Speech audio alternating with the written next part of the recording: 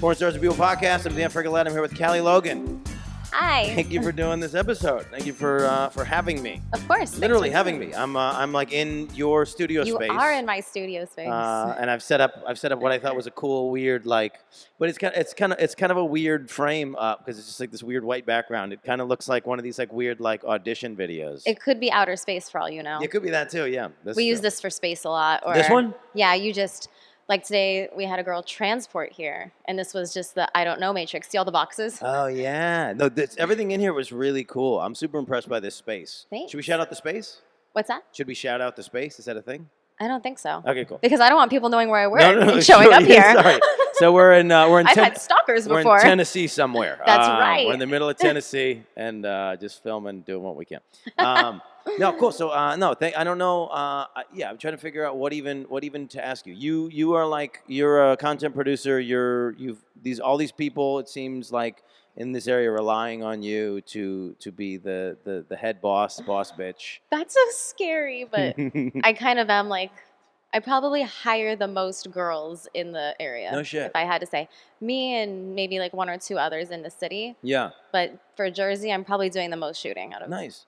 I think in my people. head, because fetish is such this specific thing, and that's how you classify yourself. I am a fetish producer, 100%. In my head, it feels more like you would take feedback than anybody else. Because like you're like looking for the little pockets in the market that you can capitalize on, right? So like, are you in the position now where you're just other than like actually asking for content and paying for specific content, are you looking for feedback that people go, and then you go, I should make that one? Oh, always. Because there's no point in me paying girls, paying for this space, having a girl come to work here and it not selling. Yeah. This is my job. Right. So I always appreciate when people tell me what they want to see. So what's the biggest request you get these days?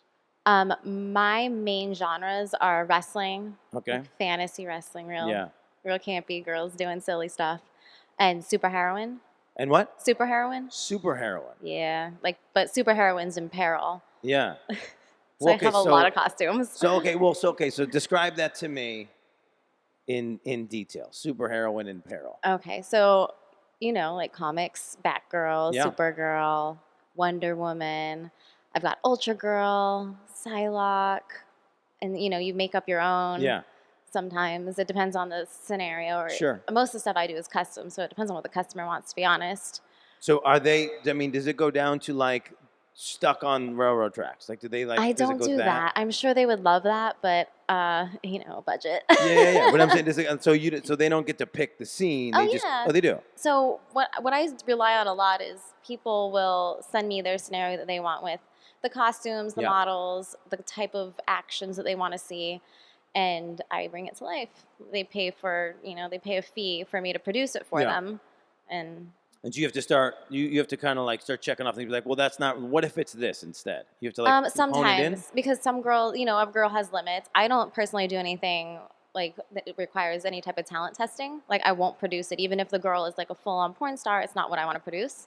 Okay. So if somebody says I want Batgirl's costume to get ripped off and then have sex with like 6 guys, I'm sorry, I can't do that. So so you don't do anything with sex? No. Interesting. The closest we do forced orgasms. Yeah. Or implied orgasms, implied girl, but for me everything is like over the clothes. Interesting. Or implied. So it's is it fair to call it safe for work? It's not safe for work. No, because I shadow banned on Twitter and Instagram. I'm always in trouble. My shit got taken off of YouTube 1,000 times. You're right. So no. Yeah. It's in this gray area. What have we figured out about what can stay on YouTube at this point? If they like you or not, I don't know. Yeah, it's a weird. Because I can't get the content of me that people have stolen and put on YouTube taken off. Interesting. But they knock my They're stuff not off right getting away. banned. They're not getting flagged, but you're getting flagged with your own content. So I'll have foot videos up there that are mine that I produce, and I say no, that's A, copyright, and B, against your terms because I can't post that. Right. Interesting. Yeah, this was where the end of the last episode went, where we were talking about how the Porn Stars Are People podcast keeps getting pulled off of YouTube, and it's very vague sometimes as to why. Huh. And so you get this weird appeal, and you get like a small window. So if you don't even notice it got flagged because you're somewhere else, and then you come back and you don't get the appeal in time, then it's gone. But then also, first of all, stop flagging the fucking videos. Yeah, guys, if you don't like it, just don't watch it. Right. That is the thing that I find very interesting now. It's like, so a buddy of mine, just as a weird example, posted. It wasn't even pro or anti-gun. It was just this gun parody thing yesterday. Good period of time to post the thing. Yeah. And then somebody wrote on it and they go, swing and a miss. And then they wrote that they liked his other content specifically. And it was like, why do you think that this is the comment that anybody wants to hear? Right? Like, why is the negative comment the thing that people think that they should participate in? Because maybe that's the only place they can be heard. And they're sad about whatever it is. And they just need to... make someone else's life miserable too. I don't understand it. Yeah. It's a weird person. So if you're that person, knock it off. Go do something else. Please. Right? Although I will say, when I have a weird restaurant experience, I do get on Yelp. Oh, well. But even when I'm writing it, I'm like slowly editing it, and I'm like trying to say good things. Oh, like this was great, this was great, this was great, and then this one thing happened, and I'm not sure that that's the way it should be run. I did that with my wedding venue. They really effed up bad. Oh, no shit. And so I put, these are the great things. These are the things that are all right. And these are the things, if they don't fix it, I wouldn't consider having a wedding there. And they ended up fixing those things and then reaching out to me later and asking me to come and stay. So would you like to come back and have another wedding here? That's the weird thing, right? Because a lot of times they'll be like, hey, we'll offer you another meal because you didn't like your experience. But they can't offer you another wedding. No, they can't. But they did, it's a place that I go because I'm from California. So it's a place that I do go. Yeah. And I would have stayed there. It's a really nice hotel in Newport. Okay. So, I guess I could take them up on it, but it's been like 7 years now. Right. So how's marriage? Is this the thing you want to talk about? Yeah, it's fine. It's good. What's the secret? The secret? Yeah. Marry your friend. Marry your friend. Yeah, marry someone that makes you happy and laugh and puts up with your bullshit. Yeah. So you guys are a team. I mean, yeah, for sure. Like I was just texting him to ask if he could pick up the kids so I could stay later. So we could do this. So we could do the app. Yeah. So how did you guys meet? I was out here working, and oh God, it's kind of a scandalous story. Oh shit. One of my girlfriends had met him and his friends in Vegas like a couple weeks prior. And so they're like, oh my God, let's all go out there. We met all these hot guys. And I worked the week, and then on the weekend I went to visit my friends, and they were all staying at his house. And then I made friends with, the group. There was like 20 of them. Yeah. And then when I came back the following month, I crashed on his couch. And she knew about it, but then she starts like accusing me of sleeping with him. She starts texting him incessantly, and he's like, I don't even know her last name. This is crazy. Yeah. So they just whatever. And then after getting accused of sleeping with him for a week, I was like, fuck this, I'm gonna have sex with him. I may as well fuck him. Yeah. And so I did, and then we started like the long distance thing, and I moved and been here for it'll be 9 years.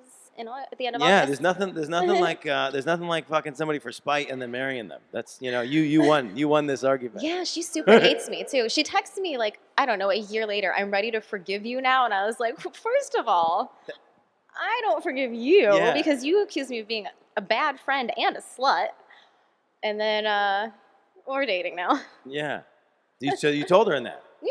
You're like, and now we're dating. I was very honest about it, and I've seen her at a wedding since. Did she come to your wedding? No, oh God, no. That's really funny. So how did you get into this field, and what about this field do you find so engaging, enriching, enjoyment? Well, that's not a word. I got into it by chance because I just happened to be like glamour modeling and stuff for years prior. And, college was expensive. So as jobs came along, I would just take them. And then I started traveling a lot when I broke up with my first boyfriend. I've only had 2 boyfriends. No shit. Yeah. So when I broke up with him, I was 23, and then I started doing tours. Yep. And when you're on tour, just people ask you for gigs, and I'm like, sure, why not? Superheroine, that sounds fun. Oh, you want to tie me up? I don't know about that, but, after getting tied up a few times and not dying, I was like, okay, this is a thing, and just kind of trickled from there. Every time I tour, I would do a new type of fetish, and I liked it. when I moved here, I had no job because I gave up my job of a decade. Right. And I was like, well, I guess I better do something. I'm going to buy a camera. No shit. And so how long have you then now been producing on this side of the country? 9 years. 9 years. Yeah. I literally bought my camera on my drive here. No shit. No shit. That's great. This is like a. I wonder if they have like like every movie is like go across the country and like go like live like just start and do your own dream.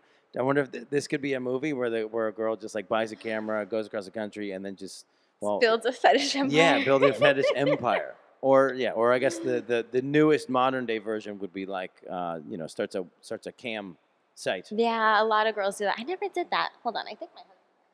Can I? Yeah, just make sure he's keeping the kids. Yeah. Yes, he says no problem. Make sure your children are safe. Marry someone that doesn't mind picking the kids up from daycare. Yeah, I don't know why anybody would mind picking up their own children. Oh, you don't have kids, do you? Sometimes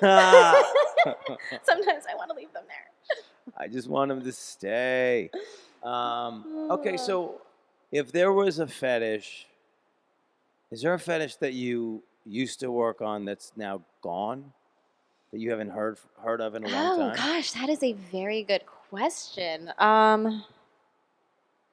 One that I haven't heard of in a while. I was just telling someone this morning I used to do like this throat lifting thing where we would make it look like one girl picks the other girl up by her throat, with the feet dangling and all of that.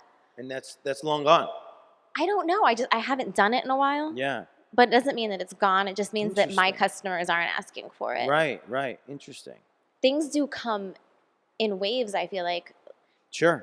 One of the things, so I was saying, the people our age must be to the point where they're ready to, I guess, give in and admit they have a fetish and start ordering videos. Yeah. Because I've been getting a lot of requests for chokers. And it's hard to explain, but like the ponytail, I don't know, you're probably younger than me. But when I was in school, like this ponytail situation with the long straggly bangs was in, and I get a lot of requests for this look. Interesting. So I'm like, all right, 30-somethings are buying customs now. Wait, did you make a guess about my age? Maybe. What did you say? I think you're younger than me. Oh, okay, interesting. I like that answer. Well, how old are you? 36. I'm 30. I'm exactly 36. All right, same 1983, age. baby. 83. Woo, woo. But as a comedian, supposedly I'm supposed to have to. You were supposed to make it in your 20s, so I gotta pretend like I'm. That's right. I'm still trying to make it as like a grown up. Maybe I'll get there. None of us are grown ups. I just found out that my parents aren't grown ups recently. That's what I found out. Oh, cool. They had to move, and then the amount that they were not prepared, and the amount that they were like bickering little children blew my mind. I was like, y'all raised me. What happened? Like as soon as you realize that your parents aren't adults, it like puts a lot of the rest of life back in perspective. You're like, that's why I'm this way. That's why I'm this way. And then also like nobody knows. It's like even as an adult, like you don't know. Nobody fucking knows. We're just doing the best we can. We're faking it. Getting along, having a good time. So how old are your kids? 2.5 and 5. What do you think is going to happen from the standpoint of honesty with how are you going to approach this thing? That's a tough one. Yeah. So what I've done is I'm keeping my production company, but I've been scaling back personally. Oh, interesting. I don't do nudity anymore in my clips, which doesn't help that much because I've been doing it for like 18 years. Yeah. So it's like on the internet, but I figure if I just start scaling back the content of me and start using other girls for my companies, that when my kids start Googling porn, hopefully I don't pop up and become what they. I don't want them to see mom's boobs. Yeah. I don't know. It's weird. That's interesting. The boobs is the problem because as a kid you're gonna walk in on your parents naked anyway. Oh, they've seen them, but you know what I mean. And that shit's gonna be locked in your head forever. Like I'm like every dude can for sure conjure up an image of his father's penis at an instant. Yeah, because when we're a child and the penis is taller than us, we're like, oh my god, is that ever gonna be me? That thing is so big. Yeah, I can, and it's not a thing that I want. It's not information I want to have, but I can picture both of my parents naked right there, now. I know fully what it looks like. I stopped showering with the big one because he's getting too old. He asked me why my penis is so small. He's 5, and he asked you why your penis is so small. Yeah, and I'm like, all right, time to get out. Yikes. Interesting. But Well, I guess Well, too now I'm for gonna me, ask I'm you like why. making out with girls. Now I'm going to ask you, why is your penis so small? Okay, well, honey, it's because mommy has a vagina, not a penis. Did you tell him? Yeah, of course. Okay, good. And I told him girls don't have penises, and then he like already knows that babies come out of there. Right. He doesn't understand how. But Right. I still tell him, don't like, understand how. I'm like, 36 me years neither. old. I did it twice, and I don't get it.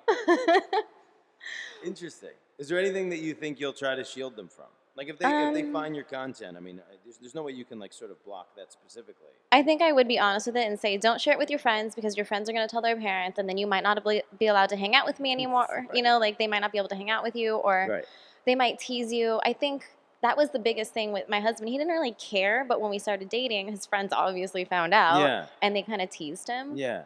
And I think that was worse than knowing I'm, making out with chicks on camera. Yeah. It is harder.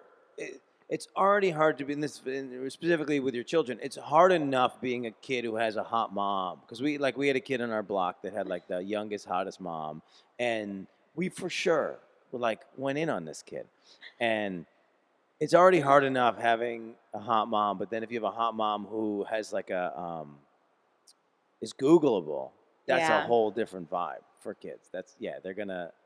They're gonna eat them alive. So they don't know the name Cali Logan. Yeah, for sure. And I picked a name far enough away from my real name that hopefully they don't figure it out. So the one nice thing about fetish is most kids are probably like when they first start exploring their sexuality, going hella on mainstream. to like Pornhub, looking at regular porn, and they're probably not looking for like superheroines in peril or feet or They bondage. They just want to see which hole you pee out of, or where does that baby come from again? Yeah, that's all they want to know. Wait, do they have 3 or 2 holes? We don't know, for sure. But yeah, I don't think as an immediate kid, it's as much of a concern. But yeah, and then what's great about porn, and because there was always this thing where like there's always rumors when you're growing up of like somebody knows a guy who did porn, right? Like it's this thing, and then there's always like because the names are different. There's always like well, maybe it's just somebody who looks like that person and isn't that person. So there's a nice window of like they're maybe doubt. not gonna say it. Yeah, there's enough window of doubt that like maybe it's not them. It happened to me at work once. Yeah, I was doing a new hire class. I used to actually have a pretty important job for a drug company. No shit. And I'm doing a new hire class, and this guy came up to me, and he says, "Are you Cali Logan?" And I go, of course, my heart drops, and I panic, because I'm like 23. Yeah. I don't know why they even gave me an important job to begin with. Right. But I'm like, who? What? And he's like, "Oh, don't Google it. I don't want to get in trouble." Yeah. And I was like, and I played dumb. I was like, "Oh, okay. See you tomorrow." That's great. Yeah, I'm actively interviewing porn stars, and I went to this party this weekend, and there was somebody there that I'm pretty sure is in porn, but I couldn't put my finger on who they are or what their name is, because it's just weird and jarring, and it's like it's out of context, and I was like, I can't even go up to her and be like, "Hey, do I know you?" Yeah, and if you get it wrong, it's insulting. Yeah. Well, it's insulting, or it's maybe it is still insulting. I wouldn't be insulted if you accused me of being some hot porn star. I'd be like, but it's also I'm like, not, but thanks. But it's also like, for me, it's like okay, so now what?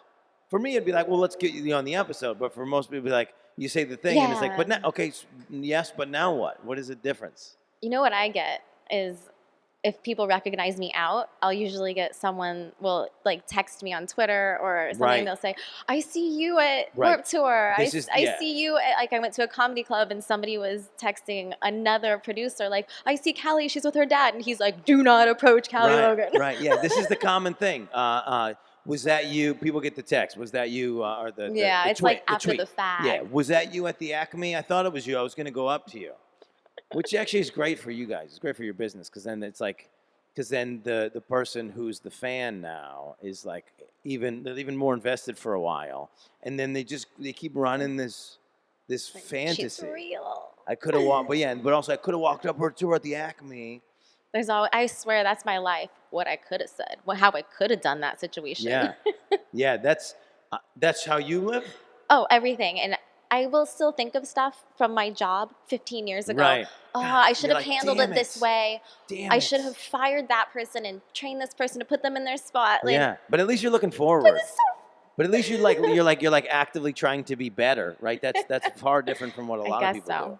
I do that a lot. I think I've lost probably half my roommates because of me having a fake argument in the living room, not knowing they were there, about things that they did like before. I'm like, oh, you're just not gonna do your dishes, not like just like that kind of shit. And I don't know they're there. And then like 20 minutes later they'll come out of the room and I was like, yo, you've been here the whole time, huh? Alrighty. I'm so sorry. You gotta think those things. Yeah, well, because it's like I wouldn't have ever done it. I wouldn't have said it and been so aggressive about it in person. But you have to say it. I was not a very good communicator, and I have a lot of work to do yet, don't we all? But I do feel like talking about it is helpful. Yeah. Because if you don't ever tell them, like, hey, dude, if you could not be such a slob, that would make my life a lot easier. Right. Then they're not going to know, and when it finally does come out, it's a problem. Right. Well, so I've found that I'm too aggressive. So anytime I've ever asked a roommate to do anything over the course of like 10 years having roommates, they move out immediately. So I stopped doing that. Maybe you need a mediator.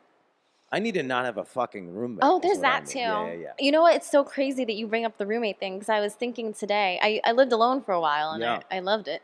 And I was thinking today, I will probably never live alone again until unless my husband dies before me, right? Okay, weird thought. But like, right. Live alone. Do it while you can. Well, the thing is, for me, my schedule's been such that I haven't, like, if I were to not have a roommate, then the place would just be empty. So actually, the roommate for me was always making me feel like, okay, at least this place not burning down. No, I take my dog with me. At least the place isn't burning down, and I was home so little that it wasn't really an issue, and it was like, cool, and it takes the burden off. But now it's like, now I'm there. And they're there. And they're there. Everybody's there. And they're there. No, it actually works out great because I work inverse schedule, so I'm not home when they're home. It actually works fine. But it's still like there's a like a trail of them all over the apartment. They're messy. You know what I mean? Yeah, it's whatever. It's even if they're not messy, it's I'm still lucky. too My much. husband's not super messy. Like we're both kind of neat. Like we clean up as we go. Yeah. The kids, we're like chasing them, cleaning up all their crap all the time. Yeah. I know. So 2.5-year-old and a 5-year-old. What have you found that these creatures are doing that you never thought they would do? Oh gosh. Well, my sister has kids, so I knew that they were gross. Like I knew they were really nasty.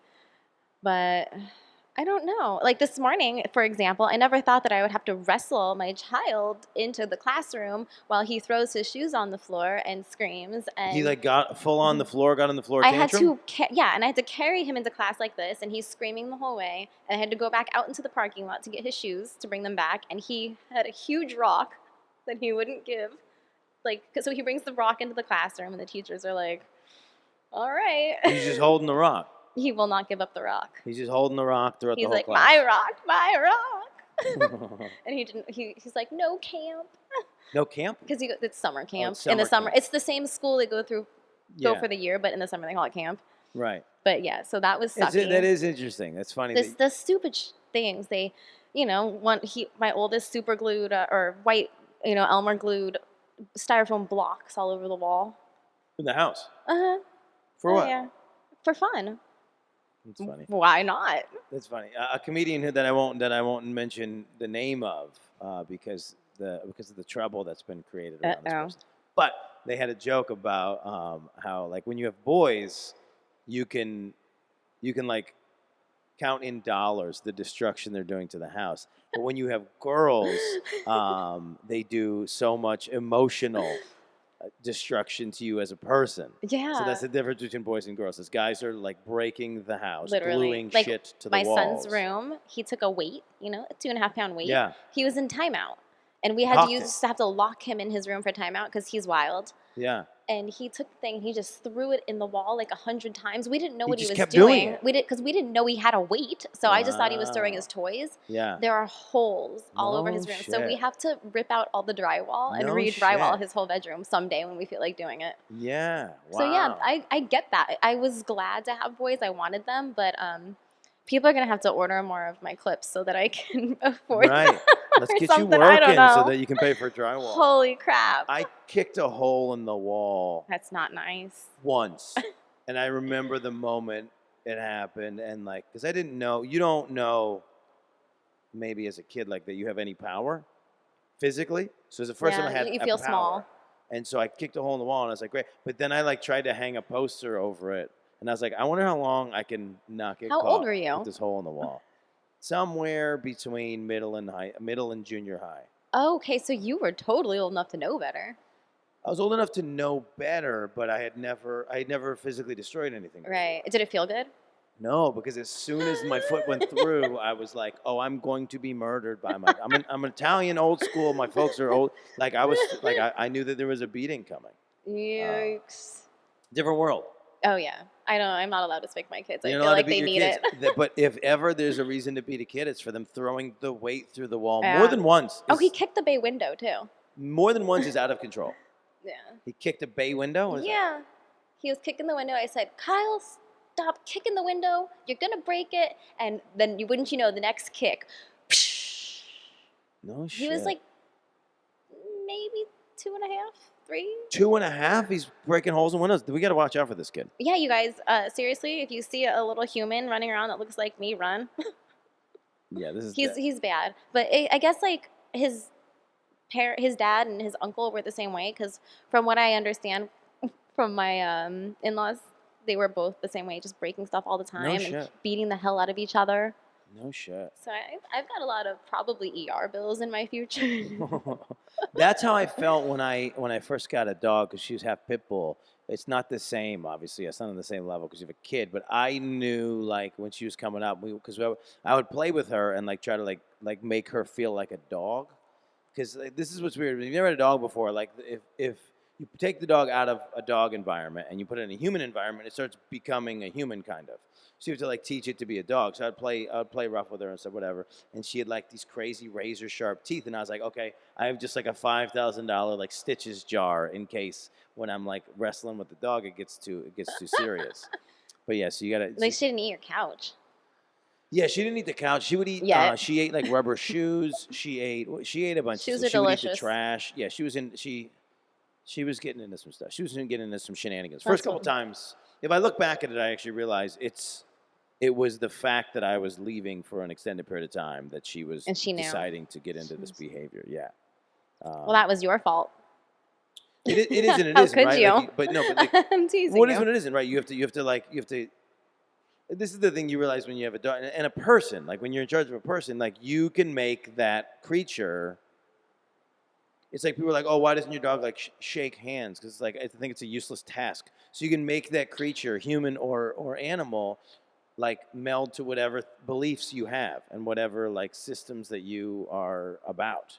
So if you want your dog to do backflips, you can teach your dog. You to could. do backflips. It depends on the dog, I think. I don't know. My kids, I raise them the same. Yeah. And they're opposite of each other. Interesting. One sleeps, one eats, one doesn't. And guess who's who? Right. Well, and also, I mean, they're still young, so it's like do you think they're going to be, this is a weird thing. So when people, especially in this industry, because that's a big question for people, they go, what do your parents think, right? And comedy, too. And then people in this industry a lot of times come to terms with the fact that, like, my parents know what kind of person I am. Because if you're a pervert now, you were a pervert when you were 2.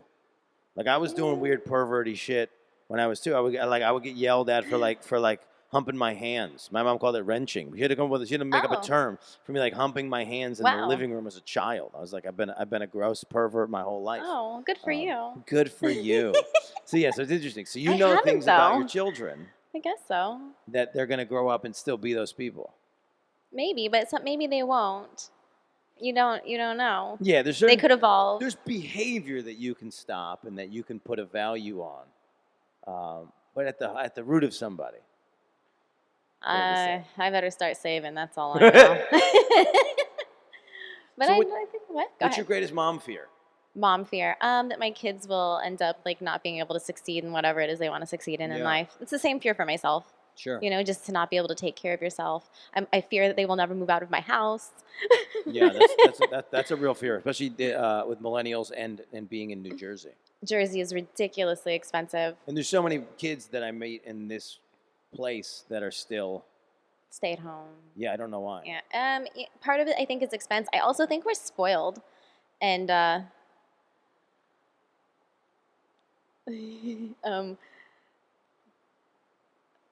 because they're like, it's easy to live at home and you want to do what you want to do and your parents let you live there. My parents didn't say like, yeah, stay here forever. Yeah. My dad might have, but he wasn't letting me do whatever I wanted. Right. What's your background?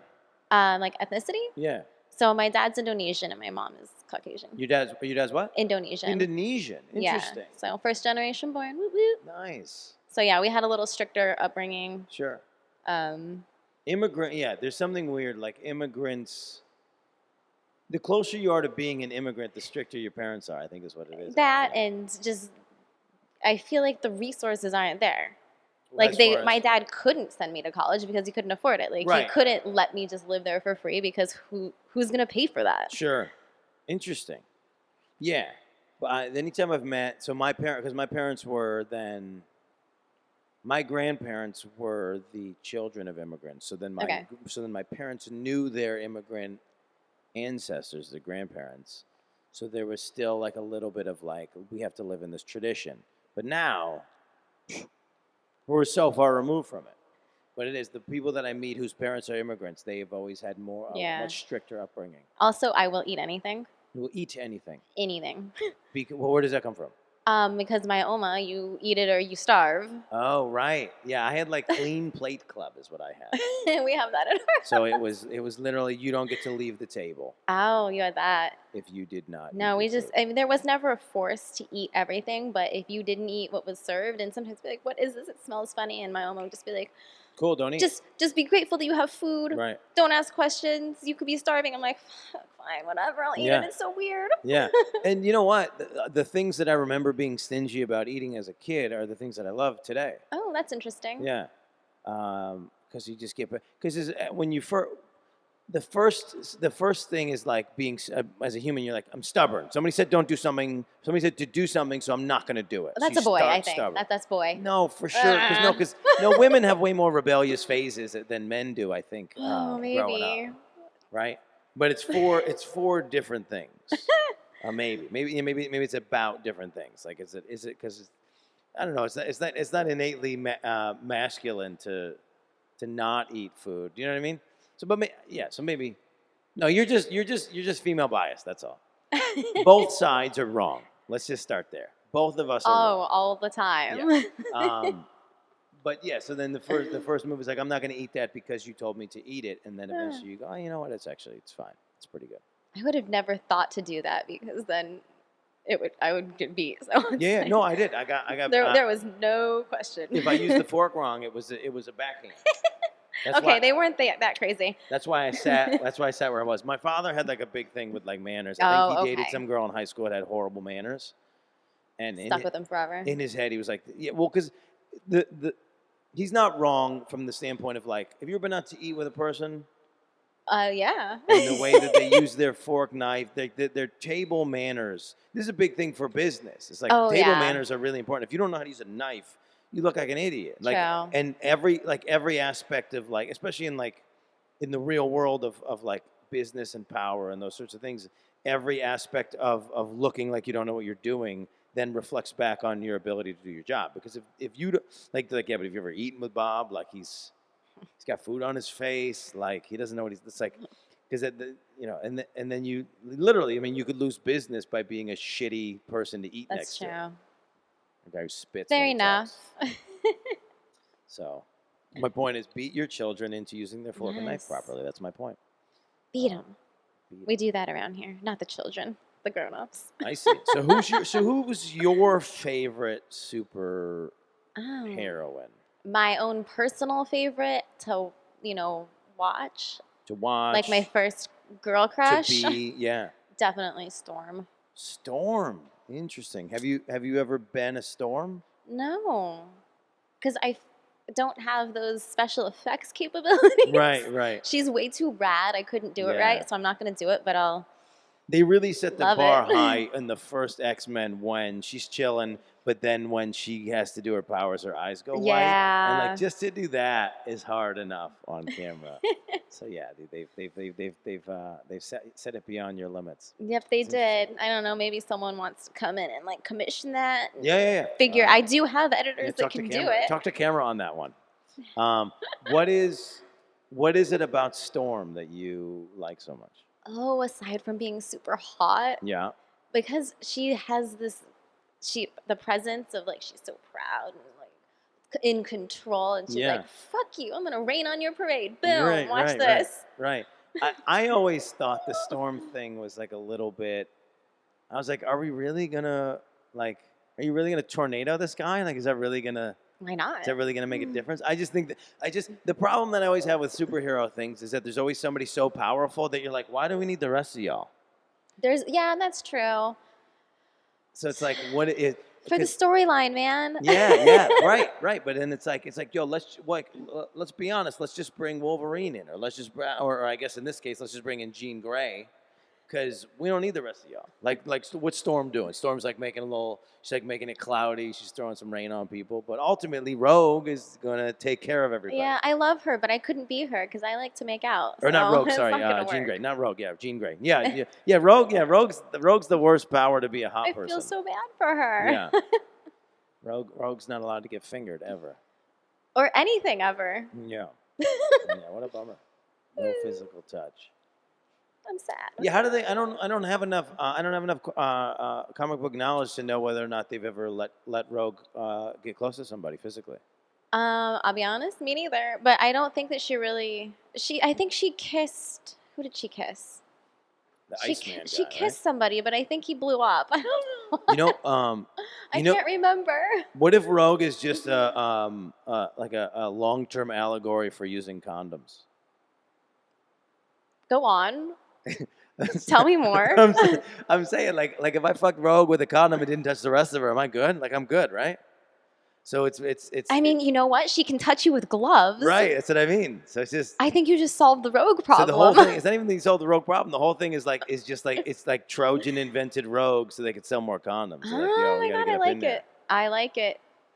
You don't want to fuck these rogue bitches without condoms. Oh my God. That's the idea. See, so now my gears are turning. I'm like, all right, I'm going to do a Rogue parody. Yeah. And I'm going to have, so I will do implied POV. So I'm going to have a penis come in, and my pretend penis, which is a dildo, is going to put on a condom. And then it's going to have POV sex with Rogue. Yes. Yo, I'm getting executive producer credit on this one, though, for sure. Got it. I want to see that one for sure. All right. Well, I got to find someone that wants to play Rogue because I'm not available for that type of content, but I'll produce it. Well, so then from there, let's do this. How do we pay for your porn? How do we find your content? How do we follow you on the internet? Oh, this part. Okay. So Cali'sCustoms.com or CaliLoganland.com are both really good portals for finding all my download pages that link to, I have like 7 or 8 clips for sale stores. Yeah. So sure. even though by genre. So I got all those. So you just go to one of those 2 websites, Cali's Customs or Cali Logan Land, and you can like see all my recent releases and go buy downloads. And then on there is also like there's a form to fill out if someone wants to order their own custom video. Yeah. So they fill out the form, and then I'll send a quote back whether or not I could fill it. What other things do I have? I have Twitter is Miss Cali Logan, MSCALILOGAN, and then Instagram Cali Logan. I have an OnlyFans. Cool. Yeah. All kinds of shit. Yeah. This is the point in the discussion where we do the pay for your porn pitch. Yes. It's important in this industry, especially now with especially what you do, and you create customs and all these sorts of things. If you're finding content, and like we brought it up with YouTube, that's on the internet, and you didn't pay any money for it, just go ahead and assume that the person's not making any back-end money, and maybe they didn't make any front-end money. And so make sure that you pay for all the content that you're involved in. I appreciate that. I like that part. Buy your coffee, you may as well buy your porn. You know, put a roof over my head.